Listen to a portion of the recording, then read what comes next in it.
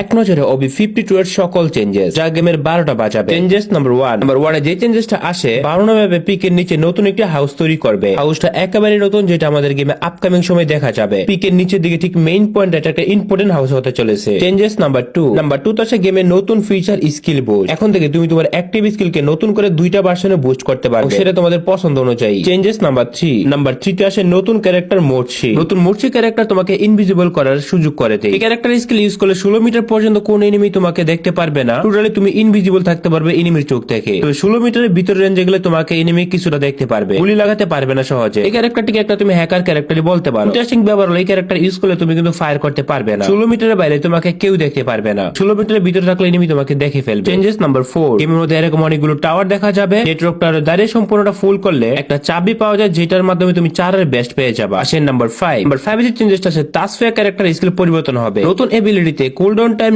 120 second থেকে করে দেওয়া হচ্ছে 90 সেকেন্ড। তবে মোস্ট ইম্পর্টেন্ট অ্যাডজাস্টমেন্ট হচ্ছে এখন থেকে তাসফিয়া ক্যারেক্টার ব্যবহার করার পর 10 সেকেন্ডের মধ্যে কোনো এনিমিকে না এলিমিনেট করতে পারো, ক্যারেক্টার স্কিল রিসেট হবে না। আগে কিন্তু যে কোনো সময় কিল করলে রিসেট হয়ে যেত। সেম একই পরিবর্তন ওকুং ক্যারেক্টারের মধ্যে হচ্ছে। একই সাথে নেরু ক্যারেক্টার আরো বার পার হবে। এখন থেকে সব জায়গায় ব্যাট করে কোনো জায়গাতে সে থ্রো করতে পারবে। চেঞ্জেস নাম্বার 6, M87 এর ড্যামেজ ইনক্রিজ করতেছে। কান্ট্রিতে একটা বড় অ্যাডজাস্টমেন্ট করা হয়েছে। একটা গুলি পর যে 100 ড্যামেজ দিত, এটা টোটালি রিমুভ করতেছে।